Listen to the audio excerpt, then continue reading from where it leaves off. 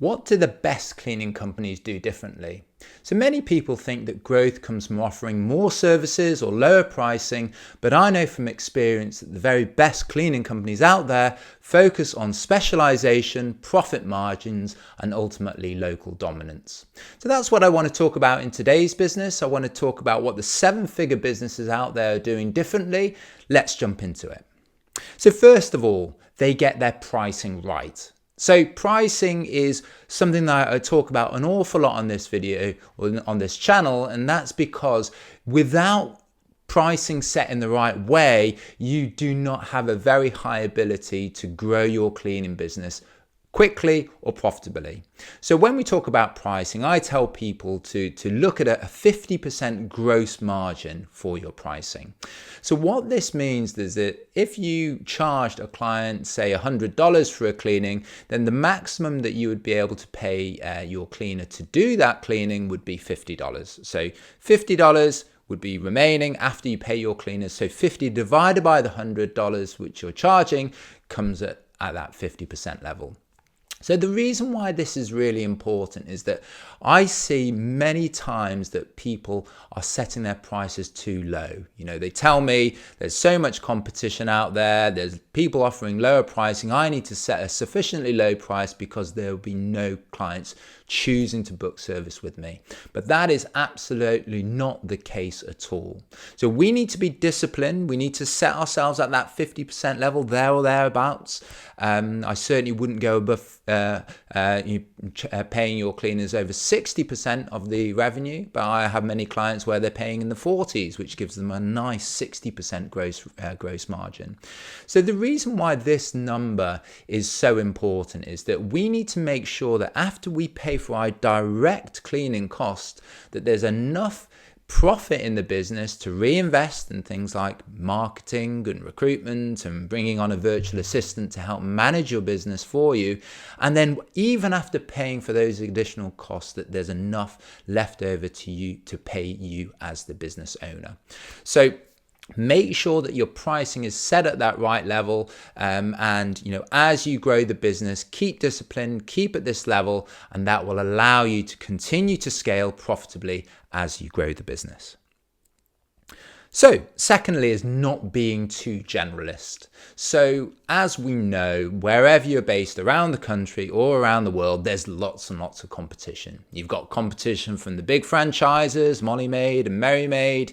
You've got independent cleaning companies that might have, say, 10 or 20 cleaners on their books, all the way down to the independent, the ICs, people that maybe just working for themselves, or maybe they've got one or two people that they work with. So there's lots and lots of cleaning competition out there. So when you put yourselves in the shoes of a potential client trying to figure out who to go with, it is quite difficult often to differentiate, what you do against another cleaning company. So if someone typed in cleaning companies in Chicago and clicked the first 5 results, it would be quite difficult really to see how they're all different. Maybe they all offer house cleaning, they all offer office cleaning, maybe one offers carpet cleaning, the other offers window cleaning. They all talk about quality, but how do we know which one's better than the other? And this is where we need to really try to specialize. We need to find a niche within our industry. We can't be seen to be the market, to be generalists and offering the same services as all the other companies. And the reason for that is, continuing on from my first point about pricing, is that if the market sees what you offer as the same as being all the other cleaning companies in your area, you're not going to be able to set your own pricing. Because if the service is identical across all these other cleaning companies, it makes sense for a client to go with the lowest price offer. So that price is set by the market. So if there's 5 cleaning companies that offer exactly the same services, the client would always go with that lower cost provider. However, if we flip that and then we go to become a specialist in our industry, so let's say we are the go-to cleaning company, the go-to eco cleaning company. We only use eco cleaning products. Let's say we work in a city, so all our cleaners either use public transport or maybe bikes or walk from location to location. If there's cars, maybe they're using electric vehicles. You get the idea. So if we had two cleaning companies, one that was very, very much focused on providing eco and, really focused on that, then that would be seen to be by the market to be different to another more generic cleaning company that are just offering, generic cleaning services. So the reason why this is a really good strategy is that if you are differentiated from all the other cleaning companies out there, because your offering is different, you have far more control over what price you charge your clients. So if you find a client that is really, really, really values this eco angle, let's say, everything in their home and their life, their personal life is all geared around eco-friendly practices, then they're probably going to be willing to pay a higher price for cleaning than going with another cleaning company that doesn't have these credentials. So you can see here, by differentiating and specializing, we are able to set our prices. If we're able to set our prices, being able to hit that 50% gross margin number that I talked about in that first point is going to be far simpler.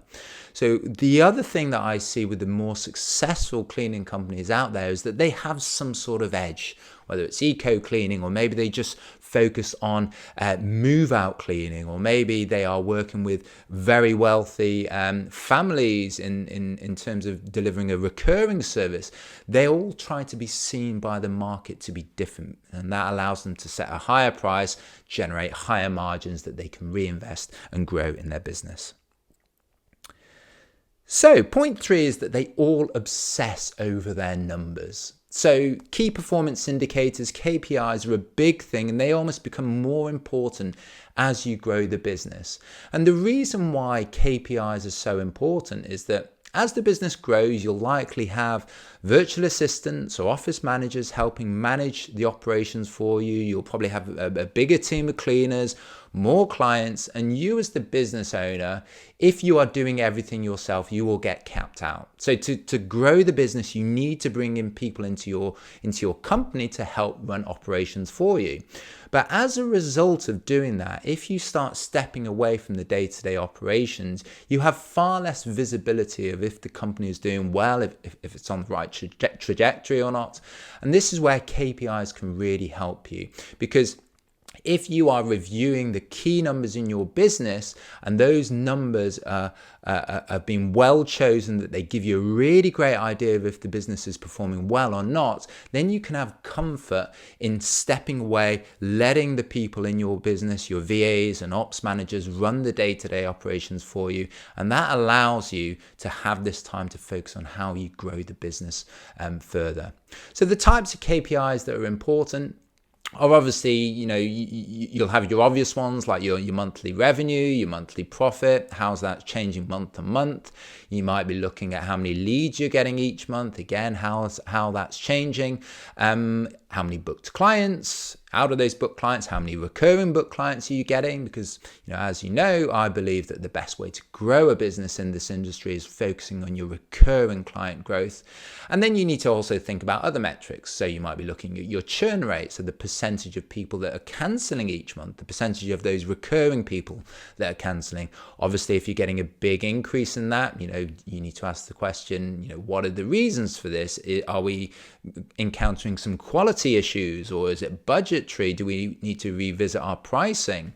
Those are obviously all sort of client focus KPIs, but you want to be looking at your recruitment ones as well. How many applications are you getting a week? How many job offers are you sending out?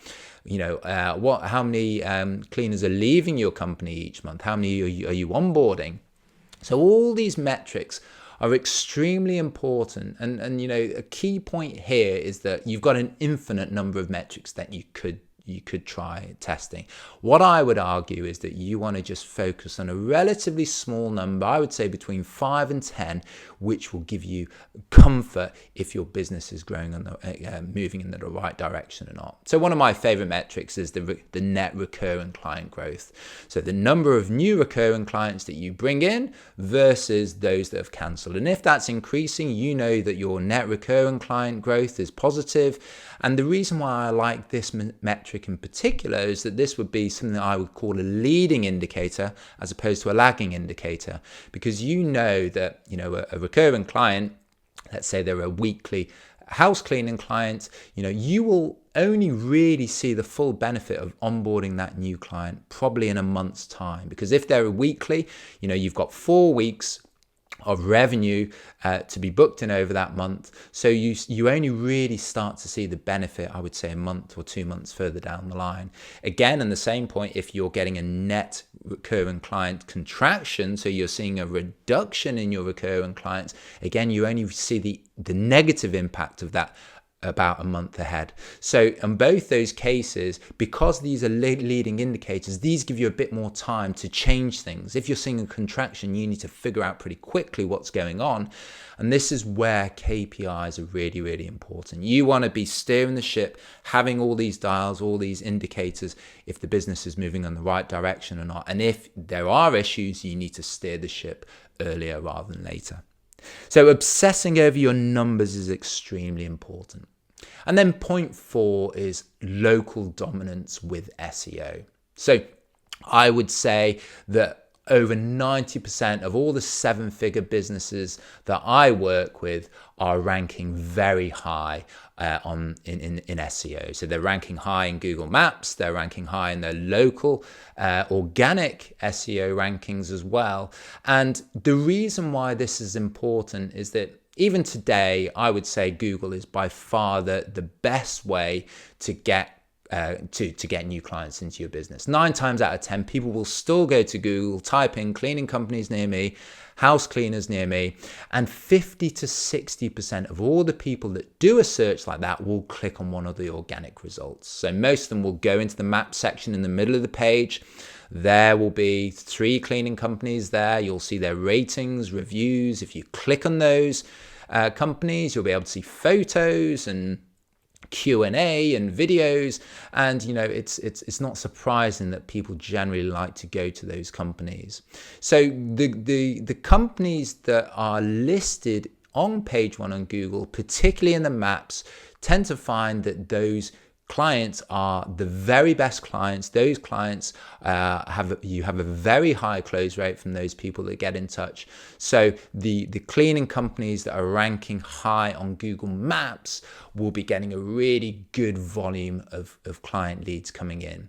And why marketing is so important is that as you grow the business, as your recurring clients are increasing, you will have something called the churn rate, a percentage of your clients that cancel each month, whether it's budgetary or quality or things like that.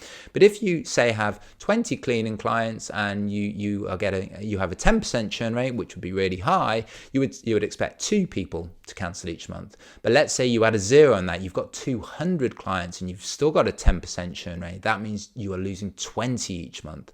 So at that higher level, at the bigger client, as you get more clients, even if your churn rate is still the same, you will need to cover that 20 clients that are cancelling and bring on more clients over the 20 to continue to grow.